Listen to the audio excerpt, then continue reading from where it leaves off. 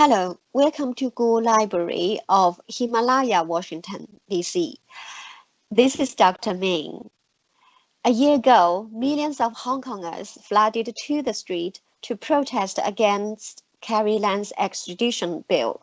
To commemorate the Hong Kongers' pro-democracy movement, I invite Michael Young, American war correspondent, to share with us his personal experience. For 6 months, Michael was on the front line, witnessing firsthand the horrors inflicted upon the protesters. Hello, Michael. Hello from Chiang Mai, Thailand. Yes, I was there for 6 months. I was there from June until January, June 2019 until January of this year. And then I tried to return in February, and they did not let me back in. So they denied my reentry, which was in the media. You can see it, for instance, in Time magazine. They stopped me right at the border. So however, you still haven't been tracing what's going on in Hong Kong. There have been quite a few protests in Hong Kong this year. What is your general view about them, and what are the similarities and differences between the protests this year and last?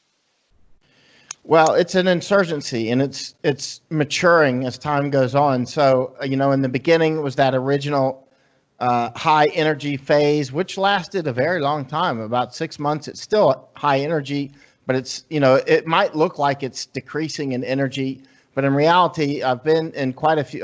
Spent years in insurgencies, for instance, Iraq, Afghanistan, Nepal, Philippines. I've seen quite a few, and sometimes they'll look like they're dying off, but they're not. They're like a volcano. They'll just sleep for a while, or they'll decrease in activity. And so quite a few people have asked me, they've said, wow, I think it's ending in Hong Kong. I said, no. That's an insurgency. And insurgencies don't do that. Protest will die off. Protests are a different thing.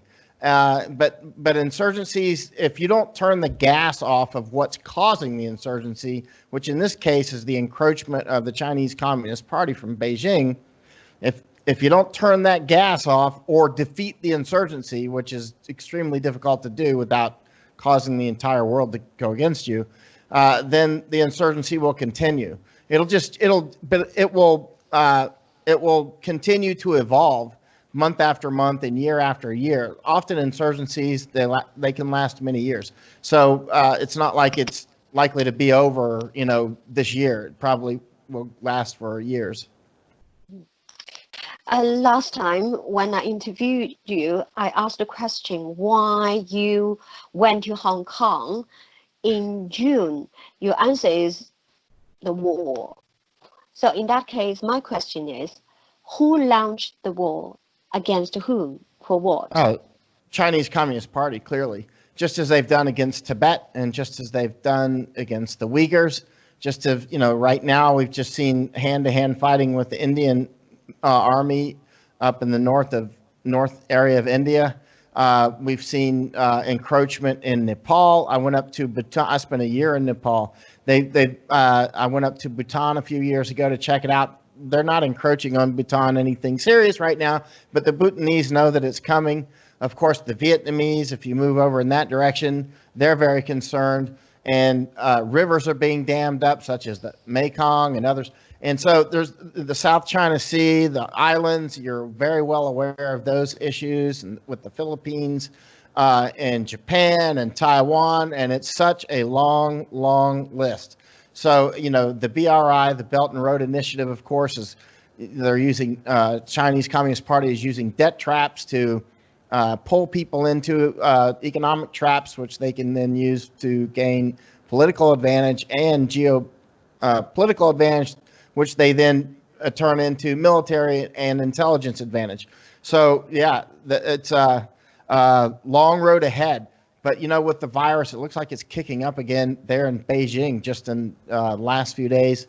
And with the United States economy and the Europeans and everybody else, with everybody's economy in rough waters right now, that puts also China in rough waters. And so, who knows what's going to happen when the gold dries up in China.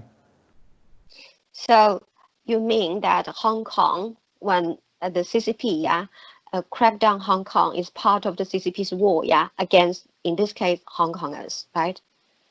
Right. Because everything must be taken in a much broader context, right? So as we know, CCP and Hong Kong are not happening in a vacuum. There's many, many other players involved. There's many other circumstances involved. There's Taiwan, of course, Japan. There's, the virus, that gray swan that flew over, not a black swan. We knew pandemics happen. So yeah, it's part of a much larger complex, much larger context. And in the context of what's going on now, one thing I've told Hong Kongers time and again is, study solidarity. I studied the solidarity movement for years. I lived in Poland for 2 years, the Polish solidarity movement. And Hong Kong is the only movement that I've seen that's pretty similar to solidarity, actually. But, the solidarity movement, they never beat the Soviets at anything. They just outlasted them. And they got a lot of external security, not security, but support, for instance, from the United States, from the Catholic Church, from France. The headquarters for a lot of the operations was in France, actually. So I mean, we were working through information operations and all kinds of other things to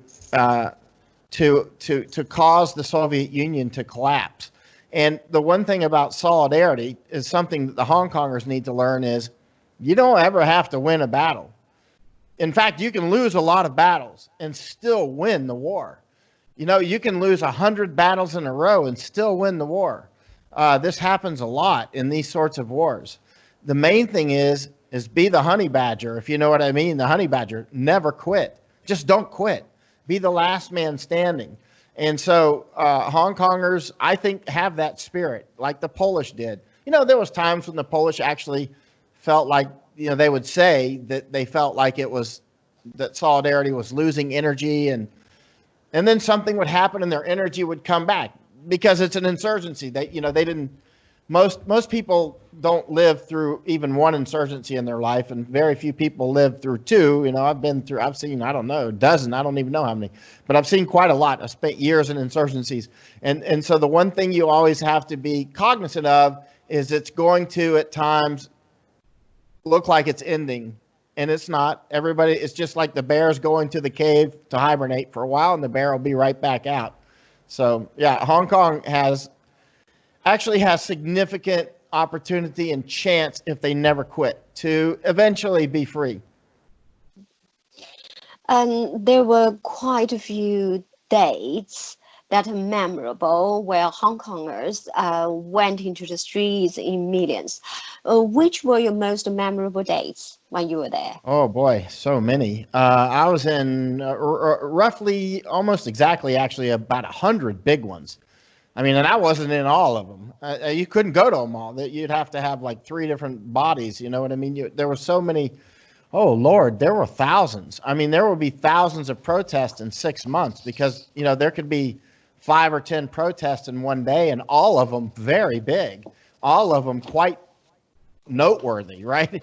And so, in some, I could talk about this for hours. I mean, so the Hong Kongers.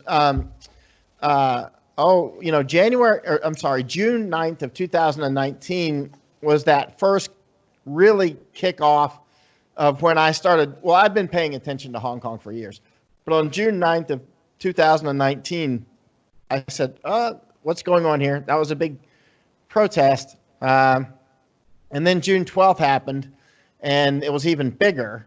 And how many was that? 1.7 million or something? I wasn't there yet. 2 million. Yeah. And so then I said, okay. So I had friends there. I said, go out on the streets. Tell me what you're seeing out there. I want to see photographs, videos, talk to people. I want to hear what they're thinking and feeling, right? I need to know. And so I got some feedback. I said, okay, that's it. I got on an airplane and I flew over. So in maybe, late June 20 something, I landed in Hong Kong. And my first thing was just atmospheric. What we call atmospheric. So I just walked around, looking at signs, talking with people. I wanted to kind of get a feel on what they were saying, what they were feeling. And because, I was trying to assess, are these just protests? Because if they're just protests, I'm not going to stay. I like Hong Kong, but I'm not going to stay for 6 months. You know what I mean? If it's just protest, I'll stay for like a week and then go home, right? But so as the protests, continued to go, for instance, on July 1st was the LegCo, the Legislative Council break-in, where the protesters actually broke into LegCo, which is right by the that CC or the PLA headquarters there on Hong Kong Island. And so I went inside the building and I was paying very close attention to what they're saying, what they're doing. And then as that was July 1st, and then as July unfolded, I was out there with the protest constantly every night, and every night that they had significant ones. And that was when I realized in July that there's actually an insurgency. It's not protest. Now, I mean, protest are often part of insurgency. Yeah. I mean, and so then we get into, July, and then we get into August. They just pick up, and, it just kept going on and on and on. And it just became utterly clear that it's a full-blown insurgency. So just tell us more about where these battles happened. Yeah, there were lots of battlefronts, and you mentioned about the Legislative Council, what happened inside. And of course, we learned that there are many other places which involved lots of, let's say, the police siege and the police, it was lots of deployment of a police force. So tell us about them based on what you have known. For example, the City University or Polytech siege and Prince Edward Metro Station. Do you know them? Oh, yeah. I mean, there was CUHK, there was PolyU, there was airport numerous times. I was out there. PolyU, I was not inside when they did it, because I had just left for a short period back to my office. It was one of the few times I'd left Hong Kong. I flew out and boom, they did the siege. And I was watching it here from my office, and then I jumped on an airplane and went back. And so as soon as they broke the siege, I was inside, like when they were still, they were just like an hour earlier, they had finally ended it. And so, that was significant. But all of these things were indicative. For instance, when they shut down the airport, when the freedom fighters, they're more than protesters, they shut down the airports, those are actually signs of insurgency, right? Those aren't just protests. Now, if you have airport workers shut down an airport to get higher pay, that's protest, right? But when you get like a huge cross-section of the population there, old people, young people, rich people, poor people, educated, less educated. When all those sorts of people all show up to the airport, it was packed, right, numerous times. And they shut the airport down, and they're shutting it down not to get higher pay because they're flight crews or something, or, they're shutting it down to show that they have some control over the daily functions and that they can damage their own economy and that they're willing to do it. And so these are very strong signs of insurgency.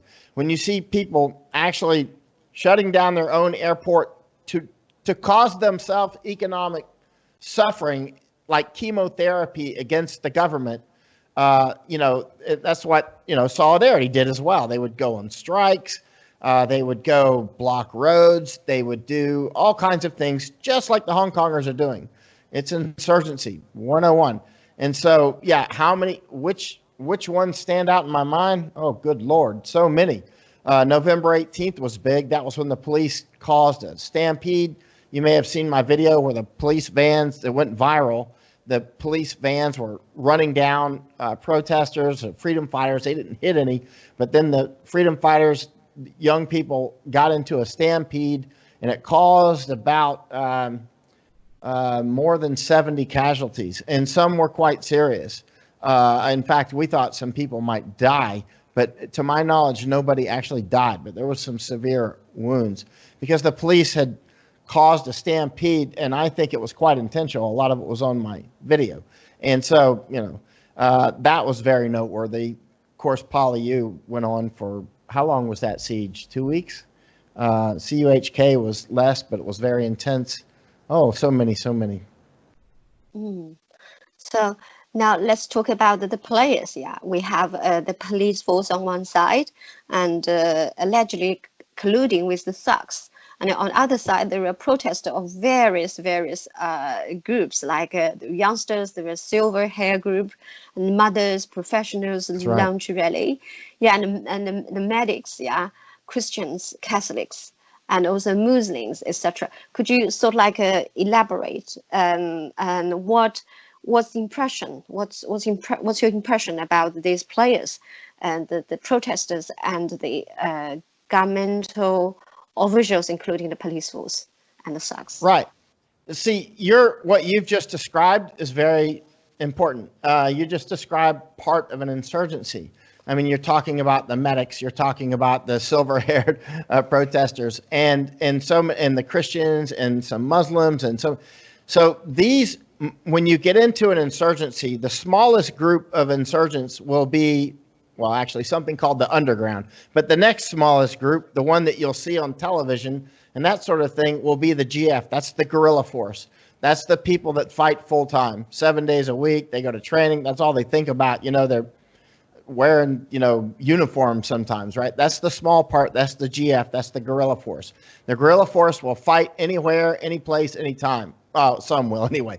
But guerrilla force basically are full time. So that's, let's say, 1% or 2% of the population that's involved, right? Then the next group is what's called auxiliary, right? And with the auxiliary, which can be, a much higher percentage, maybe 20 something. It's hard to estimate, but it'll be much larger. Those are the people that will fight in their own areas, like in their own neighborhoods or in the area of their own towns or villages. That's called auxiliary. Auxiliary will fight, but they won't usually travel very far to do it. But if the police or whatever come to their neighborhood, they'll all come out, wearing sandals if that's all they got on. And sometimes they're coming out with T-shirts and shorts on and literally with beers in their hands. Like in Hong Kong, you never see the GF, the guerrilla force, they never got a beer in their hand, right? But the auxiliary, since they live right there and they were up watching television maybe, and then the police showed up, they literally flow out of the apartments, sometimes thousands of them, throwing beers at the police, And so that's the auxiliary, right? And then the next group is what you were just describing, is the support. For instance, the medics, who will come around and be there for, medic reasons. And then the silver hair people that were very important for all kinds of things. Often they were just giving rides to people, giving rides to the patriots when they would get stuck here or there, because the police would try to block them off. And then these elderly people would come and have kids jumping in the trunk and everything else. Filled up the whole car. It looked like, Nicaragua filled with people, And that's the support base. Support base helps with, for instance, with funding. That's very important because the guerrilla force can never work without the support base. And the guerrilla force needs funding. The guerrilla force needs intelligence. The guerrilla force needs to have the old people come and pick them up sometimes or just hide them somewhere, right? And so so your support base, they do your artwork. They're the ones that are on Facebook until 4 a.m, putting up posts and telling their side of the story, taking out advertisements in the newspapers in Europe and the United States, right? Or in Japan. That's what your support force does. So that is usually the biggest part of the pie chart. So you'll have the guerrilla force is the smallest part, or the smallest part that you'll ever see anyway, and then the little smaller part's called the underground. But then you'll have the auxiliary, and then most of it will be support. Support generally don't fight. If they get into a fight, it's because they got cornered up somewhere, right? But usually, support don't actually fight physically. They fight with their mind. They fight with their money. They fight with, being at their shop every day and telling you when the army goes by or the police goes by, right? So, yeah, the support base was huge. And so when I saw all these different elements that were clearly there, the GF, the guerrilla force, was actually pretty significant. There was, some people say there's a couple thousand. I'm like, you're crazy. There are tens of thousands. It's not like 2,000. And I was out with them all the time. It was huge. And then the auxiliary was, oh, good Lord, how many? It must be in the hundreds of thousands minimum. And then the support is, so that's why the police would often get overwhelmed, because they go to some neighborhood and all the auxiliary floods out, right? And so, and then the support base, oh gosh, that must be, I don't know, a couple million or more. It must be more. And remember, there's another group. They're the ones that are not necessarily active support. In other words, they don't send money or intelligence or anything like that, but they're passive support. They're the ones who, if they see the GF go by, the guerrilla force go by, they will not call the police, right? You know what I mean?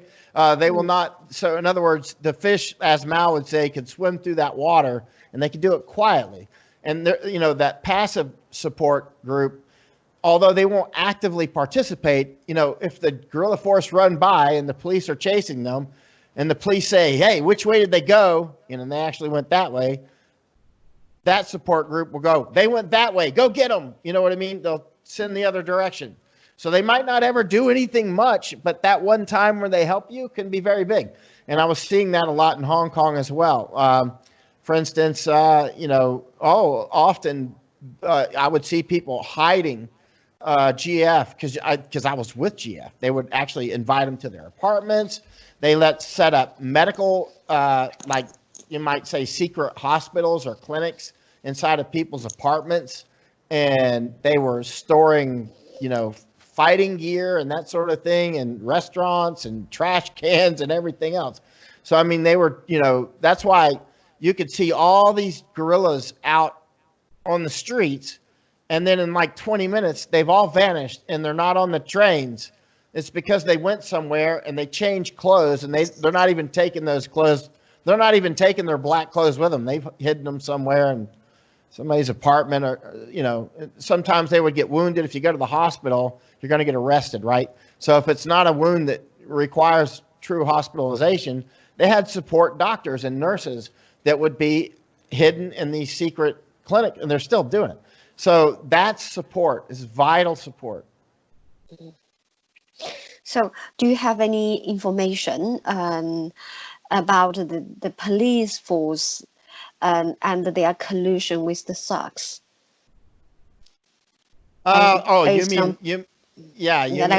Personal observation, as well. Like at Yuen Long and that sort of thing, the triads, right? I mean, clearly, for instance, one night, when was that? Was that August 21st? I don't remember. Or July 21st. Anyway, maybe July 21st. I was out in some fighting on the island, and then a lot of the GF, the guerrilla force, started to break off, and then they were heading back on the train system to their home towns and villages. And some ended up at Yuen Long, and they got off and they got beaten up very badly by triads. And it's clear the police were, I mean, I've seen so many of the videos, or I was physically present, right? Because I was out at Yuen Long. I wasn't there for that attack because I was still in the other fighting out on the island. Because sometimes you got fighting in 15 different places at once. It's not it's not like all at one place. They're all stretched out all over the place. And so but then they started having like a monthly let's say remembrance of that attack against the Patriots, that as they were getting off the train, and they were beaten up badly. You know what I mean? All these triads showed up with sticks and they were beating them, and the police didn't help. Police clearly were involved. There was video showing like one of the government leaders shaking hands with triads and all that. A lot of the things that the Patriots say, they sound like, it doesn't sound realistic. It sounds like conspiracy, and then you see it with your own eyes, or I see it with my own video that I make, right? So, after that's the importance of being there. After I've been there, because, I see so many videos that are cut and faked, like you get this like 20-second video and they're like, hey, here's what happened. The American police did such and such. Then you look at the 5-minute video and it's something completely different. So I'm always suspicious of these short videos, right? So that's why it was important for me to be there myself. And so when I'm out there on the ground myself, There was so many significant events, and it's clear that the vast majority of Hong Kongers, very clear that the vast majority are in favor of. You can't say independence. Not many say that. That's considered radical, right? But that's what they want. They want independence.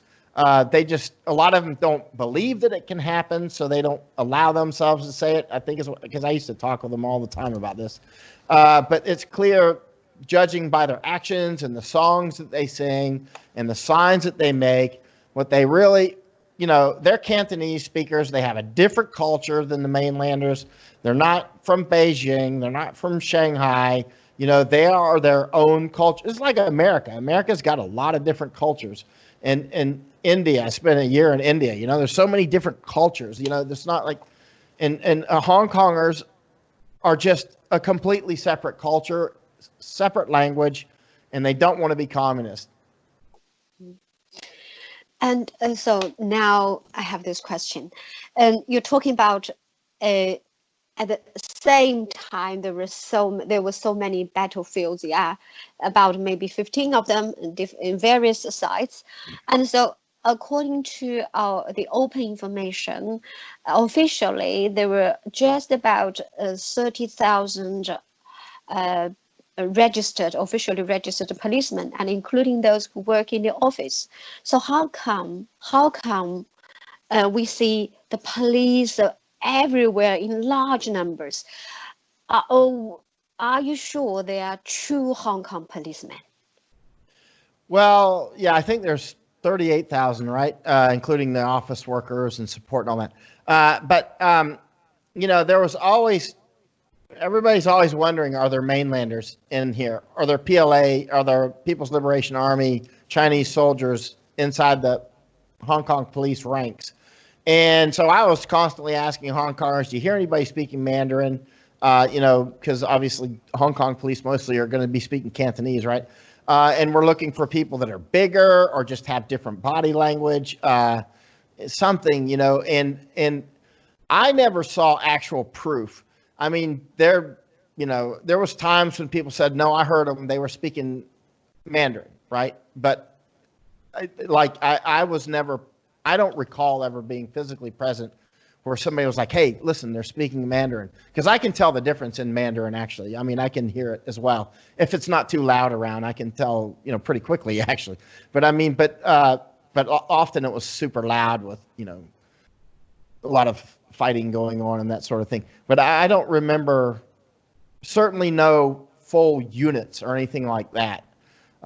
If that happened, we certainly would have been all over the news. Could you also introduce us about the tactics and equipments of the police used to tackle with the protesters?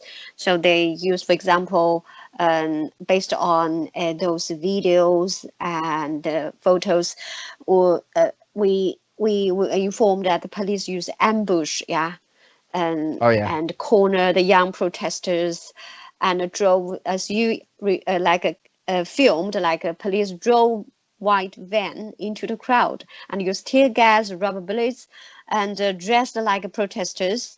And so you yourself even got shot by a rubber bullet, right? So could you tell us the story?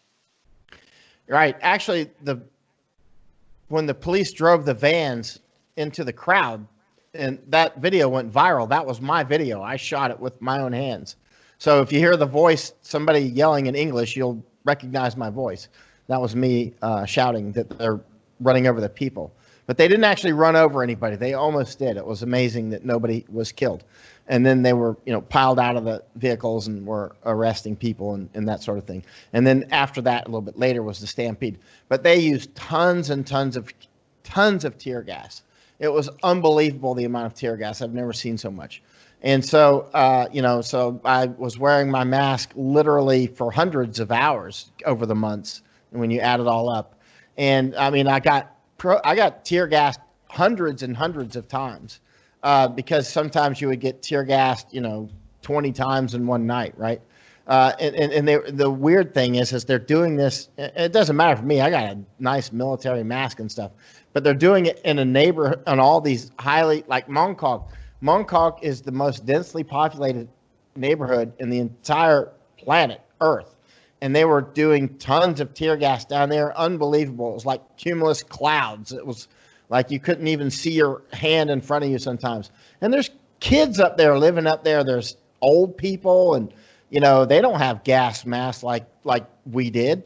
So their houses are getting their children, their old people, their cats and dogs. I mean, everybody's getting tear gassed night after night after night, and they didn't need to do that. But the interesting thing is the more that the police tear gas, the more that it just makes the people angry, right? So in some ways, actually, as the police were doing that, they were helping the insurgency because they were angering everybody in the neighborhood. Because, a lot of people would say, and they did this in neighborhoods all over Hong Kong.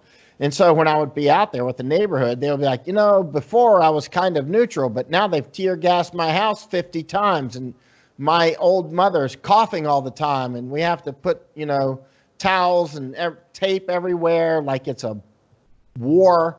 And now I hate the police, right? So that's how you lose your support base, and it goes to the other side, which is something in insurgency you have to be highly cognizant of. That's why, like in the journalist, there's almost no journalist on the side of CCP except for journalists that CCP sent, right? They're like almost every, certainly Western journalist who are there is, I would say, probably every Western journalist that I met was very pro-patriot and very anti-CCP. And the police helped with that a lot because they were shooting us with those rubber bullets. I warned American police this. I warned them. I'm like, I've been watching the videos of these protests going on, and I'm very pro-American police. This background with the blue stripe on the flag is Blue Lives Matter. It's a symbol for the police in the United States. But at the same time, I see them, like journalists, spraying them with pepper spray that they did not need to spray, right? Like one guy was on the ground and he wasn't any threat, and the police it was on video, and police just walked up and sprayed him in the face. So that journalist, if he were pro-police 1 minute before, now probably for the rest of his life, he's probably going to be anti-police, right? So they created probably a lifelong enemy. And if that journalist reaches millions of people in his career, well, he's going to be able to tell millions of people. And so the battle for the support base is your main battle in an insurgency. So just now you mentioned about like you were wearing a military mask. Where did you get your equipment from? Oh, I've had masks for years. I went through multiple masks. I've always been concerned about pandemics and whatnot because I pay attention to I study war, right? And so I'm highly cognizant of pandemics and that sort of thing. So when this pandemic came along, I wasn't surprised at all. I already had masks and everything. So, but for getting tear gassed, I mean, it's not surgical mask that I was wearing. It's literally a military mask. But you can get them from Amazon.com. It's not like it's controlled equipment or something. You can get really great masks that you can get tear gassed 1,000 times in, and you'll never smell the tear gas if it's sealed well. You shouldn't smell it. If you do, it's going to be a problem. Was you unusual among those people because you had those military equipment, but others didn't have, right? It's just because you. No, I mean, no, it wasn't military equipment. The mask. I mean, otherwise, I'm just wearing a helmet and like everybody else, right? And so, but so I wasn't like I was out there with all kinds of special gear at all. But and anybody can get great mask. I just happen to like the military mask because I'm used to it and I know how to use it very well. But there's other masks that are just as good. For instance, like the one that I wear now is the one that a lot of the protesters wear. the one I wear now for the CCP virus. It's not actually I wouldn't wear it into the fighting, but it's just a half face mask.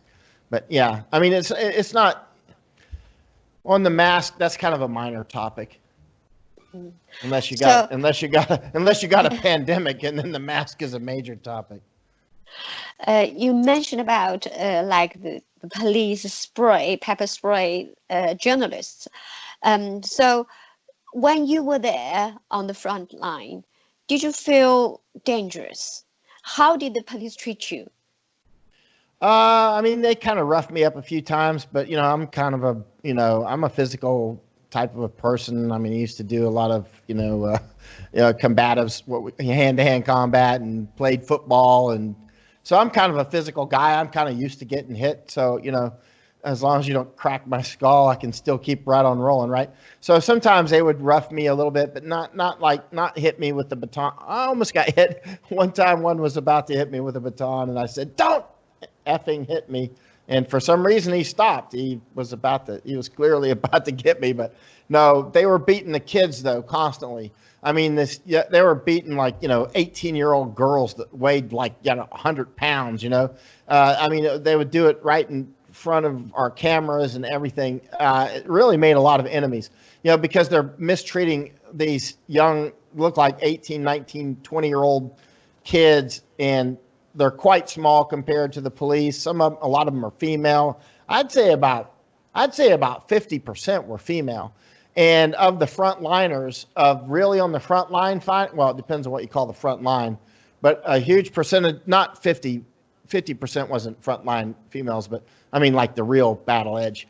But it was a lot. I don't know, let's say a third or something is a lot. And so the women were always getting hurt. And broken bones and shot with the rubber bullets, and pretty amazing women actually. And so they're and I think that's one of the things that actually was working against CCP and the Hong Kong police quite a lot, because when you got this little woman who's probably 22 and she weighs so small you could pick up two of them, you know what I mean? They're very small women, and they got the courage of a lion, you know what I mean? And this getting caught on video, and millions of people are seeing it. They're like, wow, look how brave she is.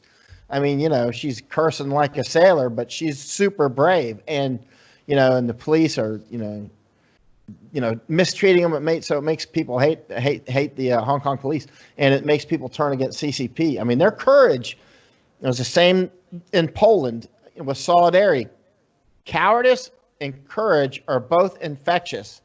Cowardice is an infectious disease, and courage is a great infection. And Hong Kongers, their courage is very infectious. And so you can see it coming through, and they're getting hurt too. They're not just putting on an act. They're really getting hurt. They're really getting their bones broken. They're really, getting their faces smashed into the ground, bleeding terribly, with knees on the back of their head. And we were seeing it all the time. And still staying in the fight. They might be crying when they're dragged off, but they don't quit. I mean, so this is inspired a lot of Taiwanese. It inspired a lot of Japanese, my Japanese friends. It inspired me. It inspired a lot of my old Army buddies. They're like, look at this, man. This is like 22-year-old woman standing up to these people. And so it got people's courage up, because courage is infectious, right? And so then they got the U.S. government paying attention. And so then we started, the Congress got involved, and some of our senators and both of my senators from Florida came over, which made me very proud. Senators Rubio and Scott. I'm from Florida. They're my Florida. Right. Yeah, so in fact, I talked with both of their staffs and told them things that are going on and that sort of thing. And so my senators and so many others, representatives from the United States government, they never would have come unless the Hong Kongers put up such a great fight, and then people like me had to put it on video, and there were so many journalists, so brave, like these Hong Kong journalists out there until sunrise. I mean, I would be out there till sunrise too. I mean, it was, some very long nights, and so we were starting to get on the vampire schedule, sleep all day and work all night out on the streets. And so, and then it worked. I mean, we made a lot of progress. And you may have noticed, I'm not actually a journalist. I mean, I'm a writer. I'm an author. I study information war. I study war, right? And I am fully on the side of the Hong Kongers. So I'm not pretending to be neutral. I'm fully on the side of mainland Chinese who want to be free of CCP. I'm fully on side. This is what I do 7 days a week, right? Is facilitate, help, introduce anything I can do to help. Free, and of course now we've got problems in the United States. A lot of it, this virus that came from Wuhan, and now you know what it's doing. I don't need to say. And so that's obviously cascading into other problems, which we're going to get through. United States goes through, we get smashed up sometimes and get beat up and bruised up like Hong Kongers and then stay in the fight. So the main thing is, again, now for Taiwan, continue to build defenses. And Japan needs to throw out Article 9 of their constitution, and Hong Kongers need to stay hard and stay tough. You actually talk about it like when you were there, you saw lots of people have a very good gears, including the facial mask. Just bear in mind that the Carrie government banned facial masks for a while, right? Yeah. And still, and if you judge the qualities of the masks worn by the protesters, they were so good. So, do you suppose it's because the people of Hong Kong supported the protesters so that they don't donate this equipment in order for these protesters to carry on fighting? Yeah. In the beginning, they didn't have any good gear at all. And so they were out there. I mean, I was with them, right? And they had terrible masks and all that stuff. And then it took a long time. And then they, learned how to protect against, tear gas and pepper spray and rubber bullets. Like you'd see people out with life jackets on, for swimming, right? Or for boating, right? And it's funny because people that are watching live stream from another country, they go, that's not going to stop a bullet. And I'm like, no, it's not, but it'll sure. You ever been shot with a rubber bullet? It's not fun. So, I mean, but that little bit of body armor can help with, if you get hit with a baton or if you get hit with a brick by accident, if you get hit with rubber bullets, there's a lot of things. So they learn how to protect themselves with the kind of material that they have available. And actually, believe it or not, a lot of these things like life jackets are really kind of decent body armor against accidental hit with a brick or something. It's not, it's better to not get hit with it. But they would wrap their arms up with saran wrap and that sort of thing to keep pepper spray off. Use latex gloves, so many things. And then they started. Then of course the enemy, let's say the police, were also evolving. So eventually they got these water cannons, and then the water cannons are serious weapons. I mean, you can kill people with those things, and they've got the blue dye water in there, but also inside of that water, they've got chemicals that really burn. So when you get that on you, it's like you'll see people stripping off their clothes because, it's really burning their skin, pretty seriously. And it burns for a long, long time. And so, you can imagine women and men out there, and the women don't want to obviously take off all their clothes after they get doused in that. So you'd see a lot of people wearing rain suits and that sort of thing, but that wouldn't necessarily save you. It's better than nothing. So there was all kinds of body armor you needed. You needed the goggles for the, ballistic goggles, if you can get them, for the rubber bullets. You needed that for tear gas. You needed it for pepper spray. You needed it for random stuff flying around. You needed the mask for the pepper spray and tear gas.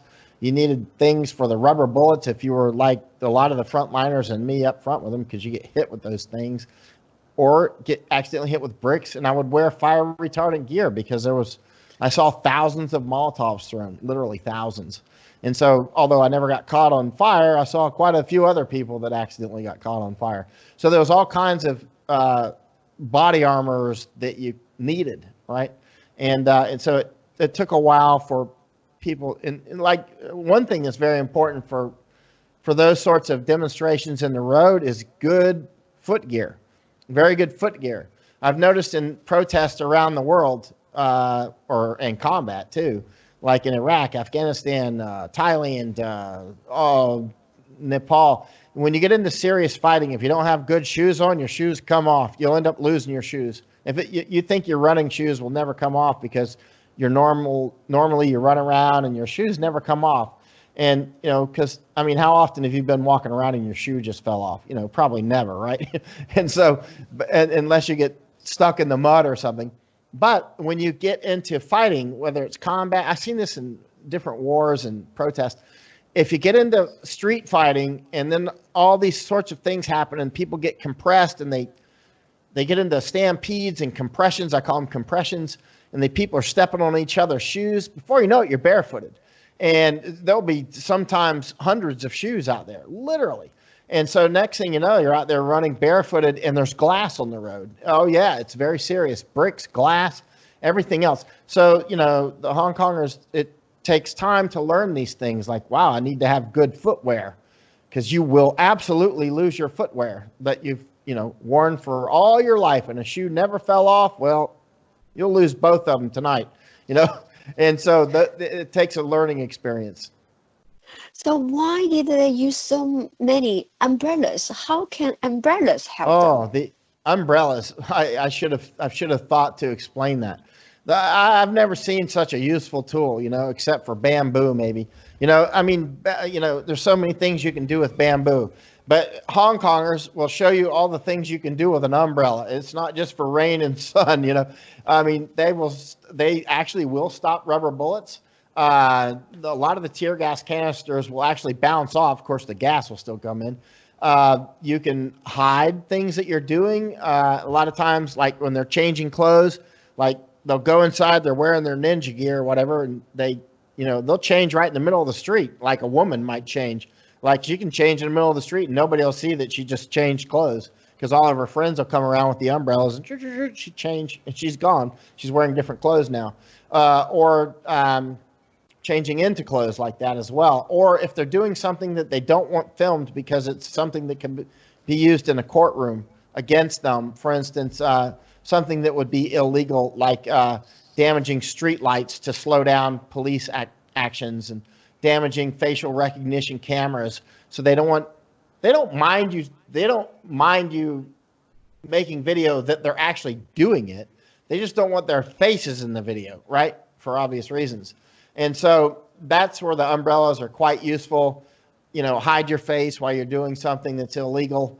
They weren't doing illegal stuff like you see with some of the American straight up rioters, and because Hong Kongers weren't rioting. They weren't rioting at all. They're freedom fighters. They're not out stealing and televisions and all that crap. They're not burning down everybody's businesses.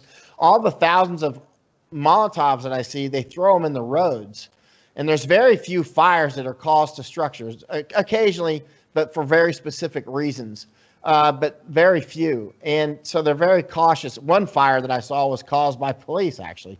And it was on Nathan Road. Fired in a tear gas canister, went into one of those Chinese herbal pharmacies, I think. And it caught the thing on fire, man. The tear gas went way in the back. I'm like, how did he shoot the tear gas that far back in here? That doesn't even make geometrical sense. You had to get in the road and shoot like that. You know what I mean? It's not even, you couldn't accidentally do that. And so, the police would use those tear gas canisters and shoot those at people too. That can kill you. Those things fire with significant kinetic energy. I saw them do it right in front of me, shooting them right at people in close range. And there were lots of suspicious deaths and disappearances occurred during your time in Hong Kong. So what's your view? Strange. Obviously, and I looked into this. I'm like, is this higher than normal? And yes, it is. The police would try to explain it away as suicide here, suicide there. But there seemed to be something more. I didn't see any proof. Well, maybe Prince Edward Station, there was some things that happened there on August 31st, I think. There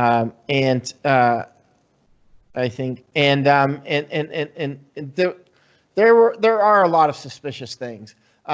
People falling out of windows, and then you get these videos, because you'll see them online, and everybody's talking about them and trying to figure things out. And there's something going on. I haven't seen any proof about who did what to whom, but there's so much noise and so much smoke in the room that it's hard to imagine that some of it's not done by police, or maybe CCP, intelligence, maybe MSS is involved. I don't know.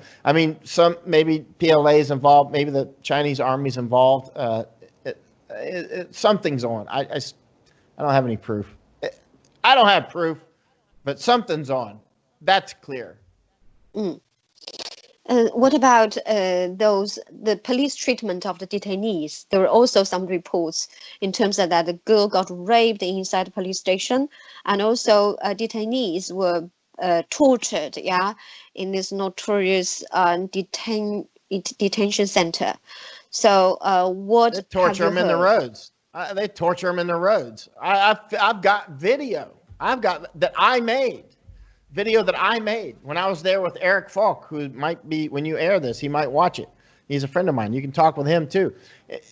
We were after the stampede on November 18th. They kept casualties. The police kept casualties on the road for what time was the stampede? Maybe 2300 or something like that, or close to midnight. And then I think last casualties off the street, maybe 03 or 0400, and they were, one young woman had a compound fracture on her forearm.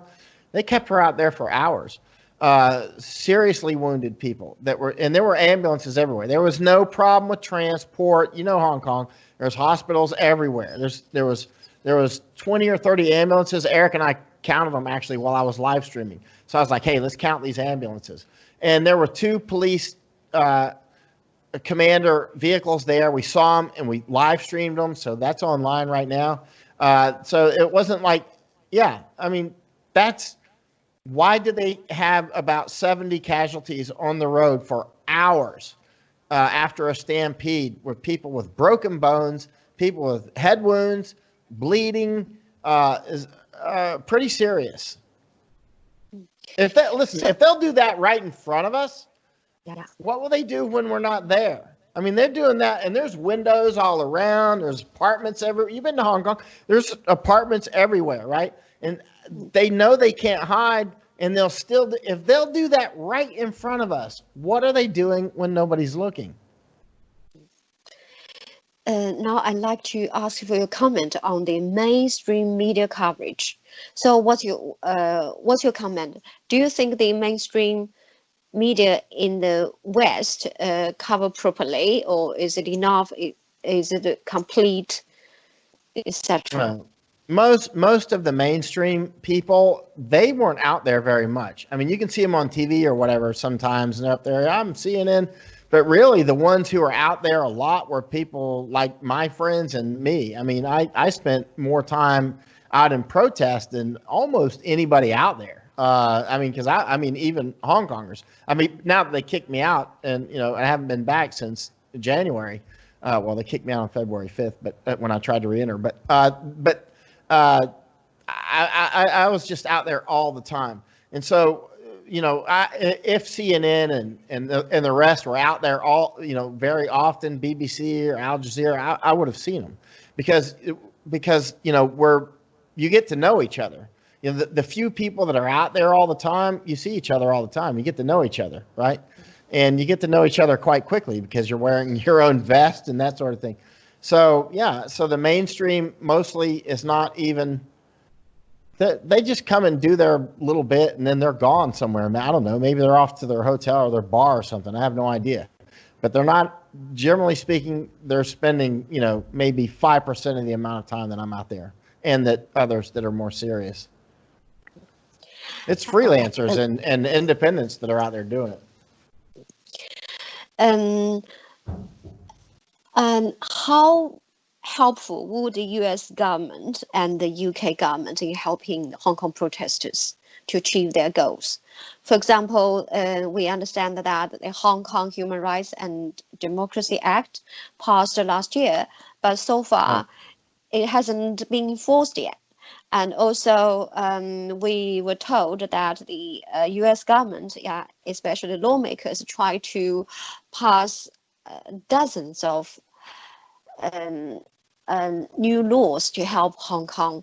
So, what's your comment on this? Well, first, what I want to see is I want to see an offer I want to see 100,000 Hong Kongers be offered citizenship in the United States, and if they want to take it, we should just open the door. And in particular, the Cantonese speakers who are natives, not the ones who recently moved there from mainland, but the ones who are actually Hong Kongers that are in danger of being disappeared off into China. We should offer them. I can't speak for the United Kingdom. I'm American, but I know I talk with a lot of interesting people in the United States, and I think my idea of this is gaining traction because I see some of them mentioning it more and more often. But we should offer at least 100,000 citizenship in the United States. I think it would be a huge benefit to the United States because, very high education level in Hong Kong, very low crime rate, very civilized, and very serious family people. I think that it would be actually like free gold for the United States. We would get all these educated Hong Kongers, and we didn't even have to pay for their education. You know what I mean? It's it would be a huge bonus for the United States. So what do I want to see, and what do I think that we can make happen? I think that we can actually offer entry into the United States for a huge number of Hong Kongers. It's going to take a little bit more work, but I see some American lawmakers are coming on board with this. Is there any other issues you'd like to address? Right. Economy. We're going to have to attack the Hong Kong economy just as we did with Poland, which, obviously our administration's already talking about that. It's obviously that hurts the Hong Kongers just like it hurt Polish solidarity, but it's a chemotherapy type thing to hurt CCP and their economy. One of the ways to do this is by attacking the Hong Kong economy and the ability of CCP, Chinese Communist Party, to launder money through there and do other things that help the Chinese Communist Party economically. So anything that we can do to cause pain to the CCP's economy, we need to do it. And if it's a sensible thing to do. And the Hong Kongers are all on board. Not all, obviously some are pro-Beijing, but the vast majority seem to be on board with sanctions against the Hong Kong economy and political sanctions on other levels as well. Thank you very much, Michael, for your brilliant story sharing.